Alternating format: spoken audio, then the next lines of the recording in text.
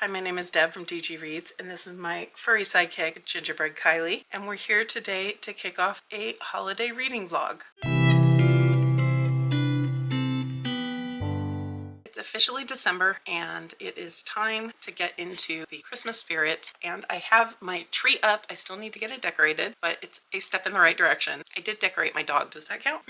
I don't tend to pick up that many holiday reads in December, but I do like to try to get a couple in. So I am going to spend about a week focusing on reading those. There are a couple that I already mentioned in my TBR, so I'll just real quick mention those again. I have a gifted copy of The Mistletoe Mystery from Valentine Books. This is a made novella for the holidays. And I also have Krampus the Yule Lord by Brom to pick up. And both of these are books that I put specifically on my TBR because I am participating in holiday Hell-A-Thon and going to see if these books that I pick up for my festive reading are going to be on the naughty list or the nice list after I have read them. So stay tuned to see if I'm logging these books for the good or the evil. And I do plan to pick up some additional books as things strike my fancy, so I will be expanding this TBR along the way.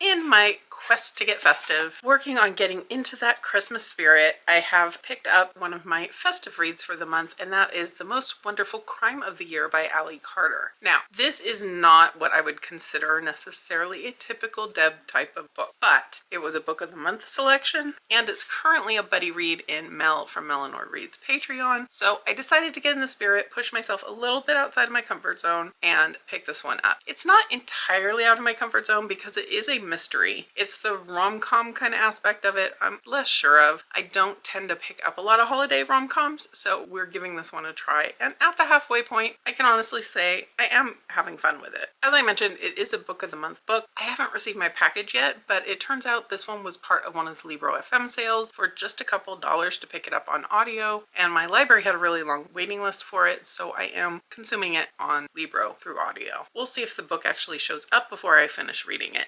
The story is following Maggie and Ethan, and they are both writers. Maggie is a cozy mystery writer. Ethan is a secretive, elusive, thriller, big bestseller type writer. And they don't like each other, or at least Maggie doesn't like Ethan. And this stems from a history where she overheard him saying some things a few years back, and she took it to heart and has hated him ever since. He can't even seem to remember her name, and that just creates even more trouble. But both of them have been invited for a Christmas party event at an isolated estate belonging to a reclusive fan. And when they get there, there are surprises after surprises, including the fact that their host disappears from what seems to be a locked room. The two are bickering and at odds, but at the same time, they need to come together, possibly to figure out what's going on. We're getting the story from both of their POVs. We're also getting these interludes where the two of them are being interviewed by, I'm assuming, police. I'm not sure if it's extremely explicit, but we're getting that in as well. And there's a little bit, I wouldn't say a lot, but a little bit of extra production value to those little snippets to make it sound like it's a recording, which makes it fun on audio. And so far, I'm happy to say I am really enjoying this one. It's a really fun, easy read. It kind of put in between some of the heavier books I've been picking up this month, and a really easy one to binge on audio. So I am glad that I did pick up the audiobook for it. The banter between the two and the kind of tongue-in-cheek humor of the whole thing is a lot of fun. The book itself is comped to Knives Out, which is a movie and a story that I really, really enjoyed, and I am picking up those vibes for sure with the book. I am really interested to see what's going to wind up happening as the stakes seem to keep going up in terms of what's going on now that they are really isolated by weather, by circumstances, by the house, everything else. So I will be back once I finish the book with some final thoughts.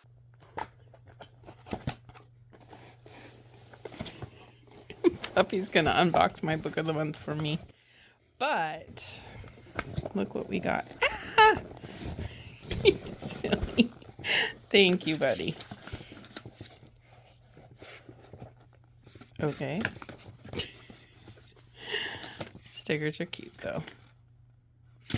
And look what book it is.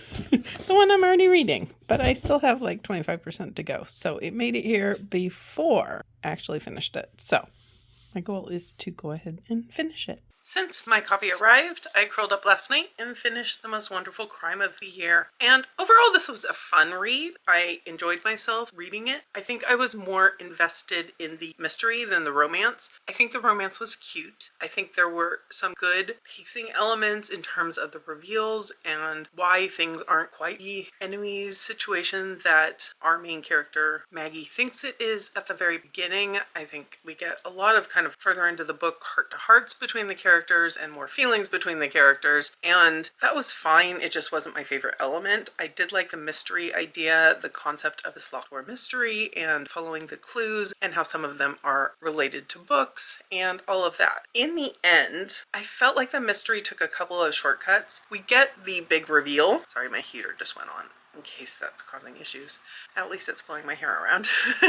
The story does give us the big reveal of what has been happening in the main mystery of what they're trying to solve at this author's estate, but you get a couple reveals at the very end that don't have like the work put in. We don't see how they come across this information and how they follow the steps to get there, and I kind of wish we had a little bit more of that. So overall, this winds up being like a 3.5 for me. I'm still not sure which way I'm rounding it for Goodreads, but either 3 or 4. I'm not sure yet. But I am glad that I picked this one up and stepped a little bit outside of my comfort zone, and I'm eager to get on with my next holiday read. Okay, I have a couple of holiday book reading updates for you, but first off, I realized I failed in one of my missions with this particular vlog. For holiday Hell-A-Thon, I need to determine if the books I'm reading are naughty or nice, and I want to do that especially with my holiday books that I'm reading this particular vlog. So, going back to The Most Wonderful Crime of the Year, this one I wasn't sure how it was going to wind up because it has some murdery elements. It also has cozy mystery romance type elements, and it turns out it's pretty much an even split. I went through all of the prompts that are part of the readathon. You have prompts that are considered naughty list, you have prompts that are considered nice list, and this one had an equal number in each category. So this one is going in for Team Elf, which is what you choose if you have a book that doesn't fit neatly into one category or the other one. And then I did actually read 2 different things today, and both of them were very short, so I didn't do a midway update.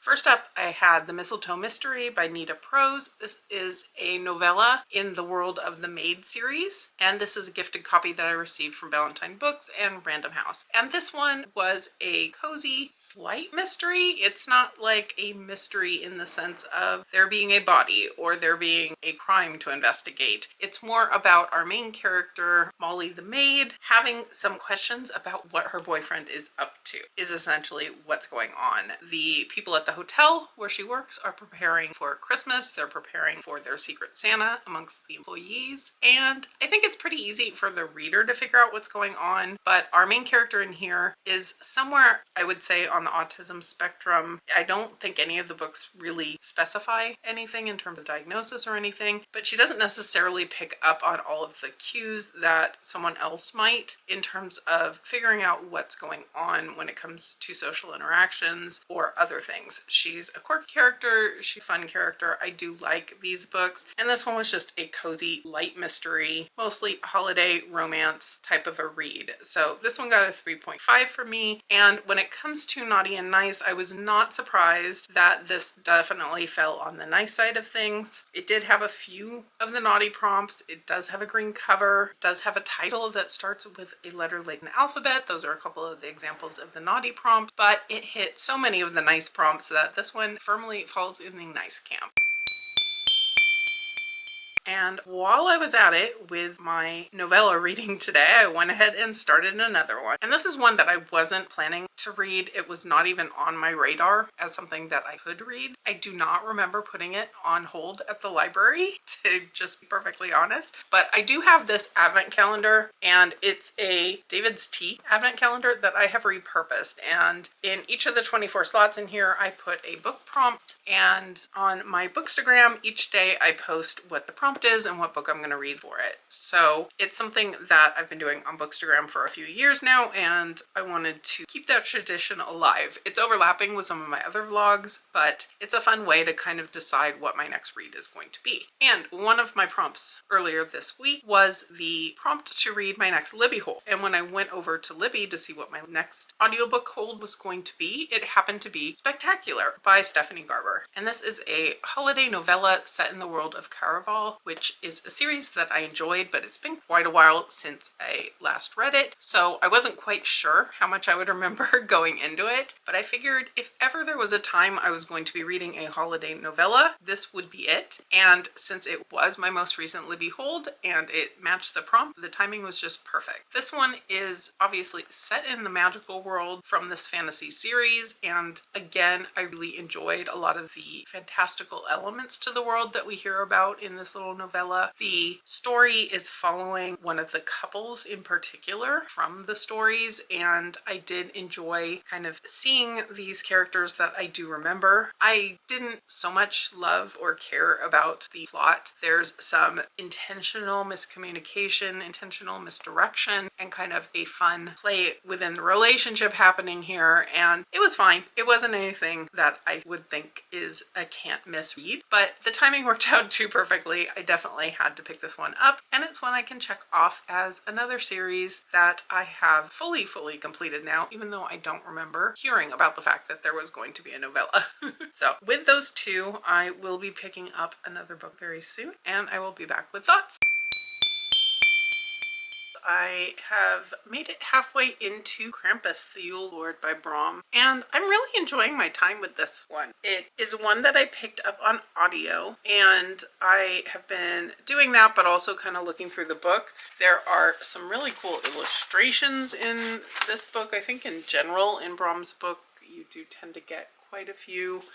And there's just general ones going through, but also illustrations in the middle, which I think just make these kind of cool. Santa Claus, not exactly how I would have pictured him, but anyway, there are some really cool character illustrations in here, and I'm enjoying my time. So with this book, we're following Jesse, who is kind of a screw up, I would say. He's divorced, he has a daughter, but he's the father who makes promises and oftentimes can't live up to them. And it is Christmas Eve, I guess, to start with, and he sees something very strange. He sees a man who looks like Santa Claus running for a sleigh, and this sleigh starts to take a flight, and he sees these demon creatures following this Santa Claus, and there is a fight. The sleigh takes off, and a bag falls out of the sky, and he winds up with it, and it turns out it appears to be Santa's bag. He can pull toys out of it, and suddenly he's going to be the hero dad. He's going to be the dad who fulfills all of his daughter's dreams, and he's going to bring her everything she wants. But he's got some people in his life who aren't on the up and up, and he's a little bit under their thumb. And then we also have Krampus, who is an interesting character. The book actually opens with a passage from Krampus threatening Santa Claus, and the way the audiobook does it, you very much can feel the fact that you don't want to be in Santa's shoes with Krampus after you. And I'm finding it a really interesting story. I haven't really read any Krampus mythos type stories, so a lot of this is very new to me, but I am very much enjoying Krampus and his origin story. And at the halfway point, I can't wait to keep going, so I'm eager to continue on with this one. Alright, I binge read the majority of the rest of Krampus last night, and then I finished it up this morning, and I had a fantastic time with this. I really liked Jesse as our main character, and kind of the character growth that he has throughout. I liked that we got into the head of some of Krampus's minions, for lack of a better word, but as the story goes, we find out more about them as people, and their origins, and what their motivations are for being with Krampus, both being forced and also more than that. And I think I really enjoyed seeing this really big twist on kind of the general thoughts we have of Santa Claus and history of how that caricature has come to be. And the author talks about that in the notes afterward, and the origins and some of that, and the history of Krampus and Santa Claus and all of that from different cultures. And I really appreciated that about it as well. So this was a very strong 4.5 for me. I did feel in a few places like it felt a little bit long. It was a 16-hour audio, and by the way, the audio is a great way to go. The audiobook says that it is performed, not just narrated by the narrator, and that's very true. The narrator does a great job of that, but I think there were a few places where it could have been tightened up, so it wasn't quite a perfect 5-star read for me, but it was a fantastic time and I would recommend this. This was my first time reading Brom, and I'm really excited to pick up more. And I feel like it almost goes without saying, but looking at the nice prompts, looking at the naughty prompts, there were a couple nice prompts I could have used for this one, but Krampus being Krampus definitely falls on the naughty list. There are so many prompts from that list that are tailor-made for this particular book. So far, that means I have 2 nice books, 1 naughty book, and 1 elf book. So I'm surprised that so far we're leaning nice. We'll see. I'm hoping to get to at least 1 more book, so we'll see if that changes things up at all. We have a Kylie. She's been a little absent in my videos that I'm filming this week because she's got a bit of an upset stomach and has been a little bit sluggish, but she's obviously starting to feel better and interested in making sure that you know that she's still the star of the show, even if she's off camera most of the time. So let me get her on my lap. So she's here, just slightly off frame. And the reason I'm actually here to film is because I am now halfway into You Better Watch Out. And this is a Christmas thriller, and it is by James S. Murray and Darren Wearmouth. And these are the authors who wrote Stowaway, or The Stowaway, can't remember, but a thriller I very much enjoyed. And so when I saw that they were going to have a holiday thriller, I of course immediately decided I needed to read it. I do have a gifted audiobook copy from Macmillan Audio, but I also picked up the book from the library in case I decide I want to physically read it for a bit. The book opens with Eddie, and he is a petty criminal, I would say. He is driving through the snow. He picks kind of a convenience store, and he's gonna go in there and rob and get some money, basically. An elderly couple, the man in a wheelchair and his elder wife, are in the store. They ask his help to help them get to the car with their groceries, and he figures this is the prime opportunity to rob these people. He saw a bunch of cash in the woman's purse, but before he can do this, they turn on him and he winds up knocked out. Then he, along with many other people, wind up in this weird town. It appears to be the same town, but from 1939, a recreation of that main street from 1939. And all of these individual people keep waking up with no recollection of how they got there. They have various injuries or they were knocked out to get them there. The main POV character seems to be Jessica in the synopsis, who is one of the women who wakes up in this location with Eddie and another woman, and they gradually are finding additional people. But then the numbers start going down because someone is killing them. So this starts really well. It is a wild ride so far. Yeah. The story definitely has me hooked. It's pretty short, it's pretty quick to get through, and I am eager to keep reading. I think the characters have been fun. We're kind of learning a little bit about each of these characters and their backgrounds and maybe what drew them to wind up in this place. But we're also seeing a lot of bad decisions being made, some smart decisions, and some just general questions of, is anyone going to make it out alive? So I am eager to keep reading and will be doing so definitely this weekend, wrapping this one up. I'm also planning to spend Saturday evening going to a Christmas market in Los Angeles with my best friend. Thought that would be a fun way to kind of celebrate the holiday, take a break from some of the other things going on in life, and that's pretty much my plan kind of for the rest of this vlog, I think. So with that, I will leave you here and check back in soon.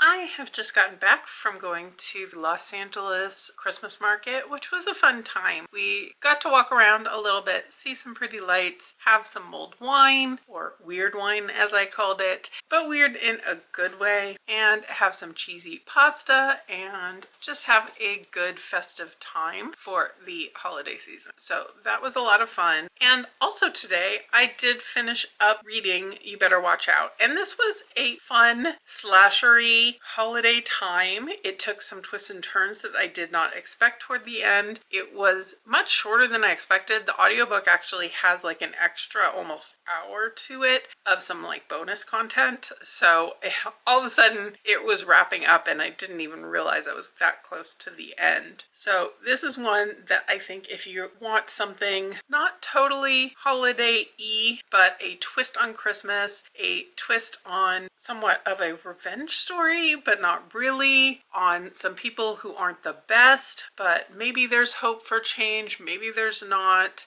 and a little bit of an Easter egg from a previous book from these authors, which was a fun little addition. Not something that you have to have read their previous books, but definitely a fun little thing to pick up if you have. And I gave this one a very strong 4-star. It wasn't blow me out of the water shocking in terms of how good it was, but it was really easy to binge. It was a lot of fun. It's one I'm really, really glad that I picked up and had a good time with. Kylie was starting to make noise, so I decided she would join me for my little outro. So with that, I'm gonna go ahead and wrap up this festive reading vlog here. I had a lot of fun getting to some holiday reading. Not necessarily your typical holiday all the time, but I had fun kind of branching out a little bit with a touch of romance, definitely some horror and mystery along the way as well. Yeah, Kylie's been feeling a lot better. In fact, she gave me a full-on tail wagging, couldn't stand still welcome home as I got home from the Christmas market. So I think things are looking up for her to be more active and happy in part of my vlogs, and hopefully she can stay feeling well.